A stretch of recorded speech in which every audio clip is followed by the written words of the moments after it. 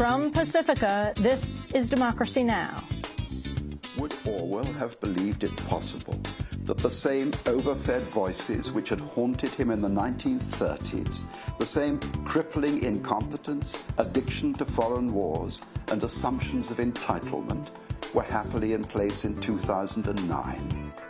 John le Carré, the world-renowned spy novelist, reading from his latest book, just out this week, Our Kind of Traitor, a tale spun from the depths of the global economic collapse.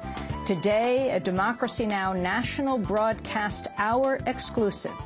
We speak with David Cornwell, his pen name John le Carré, about his half-century of writing, from the spy who came in from the cold to the constant gardener, from the politics of Iraq to the power of corporations. The things that are done in the name of the shareholder are, to me, as terrifying as the things that are done, dare I say it, in the name of God. John le Carré for the hour. All that and more coming up.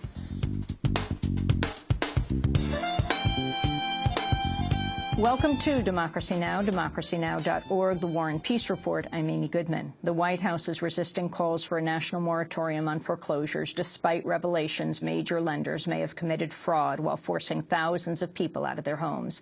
On Friday, Bank of America became the first bank to halt foreclosures in all 50 states. J.P. Morgan Chase and Ally Financial have suspended foreclosures in 23 states. But on Sunday, White House advisor David Axelrod said a national moratorium is not needed. Working with these institutions, I'm not sure about a national moratorium because there are, in fact, valid foreclosures that probably should go forward. Federal Housing Administration Commissioner David Stevens also opposes a national moratorium, telling the Washington Post it's not the, quote, prudent step to take in this fragile housing market. Meanwhile, the Washington Post reports the attorneys general of up to 40 states plan to announce soon a joint investigation into banks' use of flawed foreclosure paperwork. The nation's official unemployment rate remained at 9.6% in September, as 95,000 jobs were lost in the month. September marked the 17th month in a row that the unemployment rate was over 9%. The wife of jailed Chinese pro-democracy activist Liu Xiaobo has been placed under house arrest in Beijing just days after her husband won the Nobel Peace Prize. The group Human Rights in China says Liu Xia is being barred from contacting media and friends and has been told she may only leave her home when escorted in a police car. She was placed under house arrest just after she was allowed to visit her husband in jail. Following the visit, she told friends that Liu Xiaobo had dedicated the Nobel Award to all the lost souls of the 1989 Tiananmen protests. Meanwhile, a group of 17 pro-democracy activists were reportedly detained in Beijing Friday as they arrived at a restaurant to celebrate Liu's award. In other Nobel news, this year's prize for economics has been awarded to the Nobel Prize went to Peter Diamond of MIT, Dale Mortensen of Northwestern University, and Christopher Pissardes of the London School of Economics. The Republican candidate for governor in New York said Sunday children should not be brainwashed into thinking homosexuality is acceptable. Tea Party favorite Carl Paladino made the remarks before a group of Hasidic Jewish leaders in Brooklyn. I didn't march in a gay parade this year, the Gay Pride Parade this year. My opponent did. And that's not the example that we should be showing our children. My approach is live and let live. I just think my children and your children will be much better off and much more successful getting married and raising a family.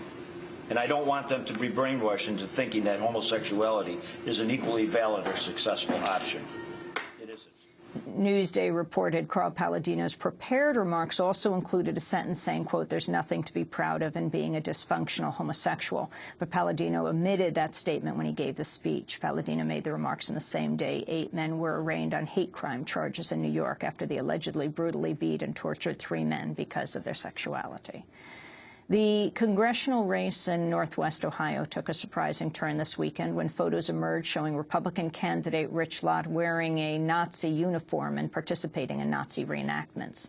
Lott is the Tea Party favorite who's challenging incumbent Marcy Kaptur. Lott told The Atlantic magazine that he was involved with a group of Nazi reenactors over a number of years, but said his interest in Nazi Germany was historical and that he is dressed up for other military reenactments as well.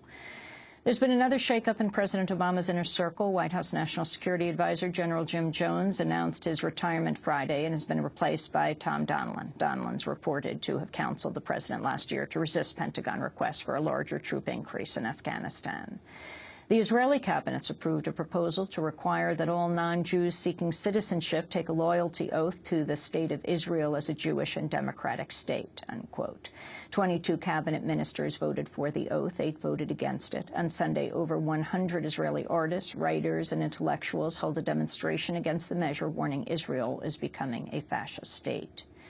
A Syrian man who was held at Guantanamo for 7 years has filed a lawsuit against the United States. In the suit, Abdurazak of Janko describes his time at Guantanamo as a, quote, decade-long Kafkaesque nightmare.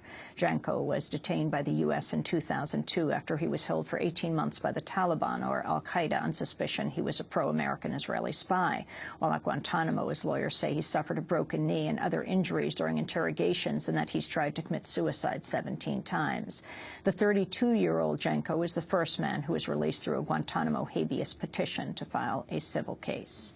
In news from Ecuador, one of the 3 police commanders who's been charged in the recent unsuccessful coup attempt against President Rafael Correa has been identified as a graduate of the School of the Americas in Fort Benning, Georgia. According to SOA Watch, Colonel Manuel Rivadeneira Tello was a graduate of the SOA's Combat Arms Training Course. Rivadeneira was the commander of the barracks where President Correa was attacked by protesting police. In a jailhouse confession, a California man has admitted it was Fox News host Glenn Beck who inspired him to plot the assassination of employees of the ACLU and the Tides Foundation. Byron Williams made national headlines in July when he was arrested after he opened fire on California Highway Patrol officers. The shootout occurred as Williams was driving to the headquarters of the Tides Foundation, headquarters in San Francisco. Earlier today, the media watch group Media Matters released audio from a jailhouse interview in which Williams talks about Beck's influence. I would have never started watching Fox News if it wasn't for the fact that Beck was on there. And it was the things that he did, it was the things he exposed that blew my mind. I said, well, nobody does this. Beck will never say anything about a conspiracy, will never advocate violence, he'll never do anything like of this nature. But he'll give you every ounce of evidence that you could possibly need. Go look at all the stuff that you find. I would suggest you go back and try to find the videos of all the Jewish videos. That was Byron Williams being interviewed by freelance journalist John Hamilton. According to Media Matters, in the 18 months before the shooting, Beck used his Fox News show to attack the Tides Foundation 29 times, claiming the small foundation as part of a secret George Soros-funded plot to infiltrate and gain control of big businesses and to indoctrinate the youth of America. Even after the shooting, Beck has continued to threaten Tides.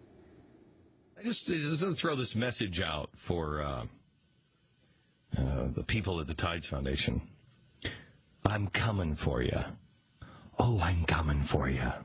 Oh, no, not a Glenn Beck making threats? No. Nope. I'm just going to reverse all the things that you have done.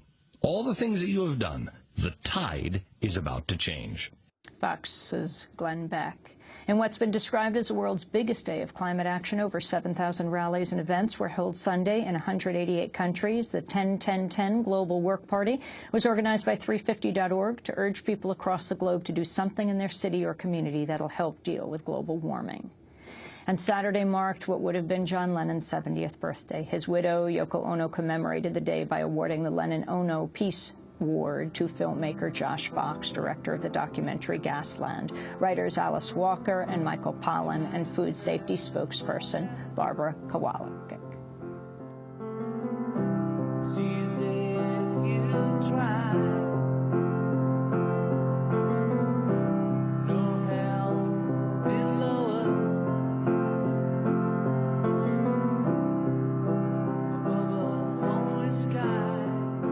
And those are some of the headlines. This is Democracy Now!, democracynow.org, The War and Peace Report. I'm Amy Goodman.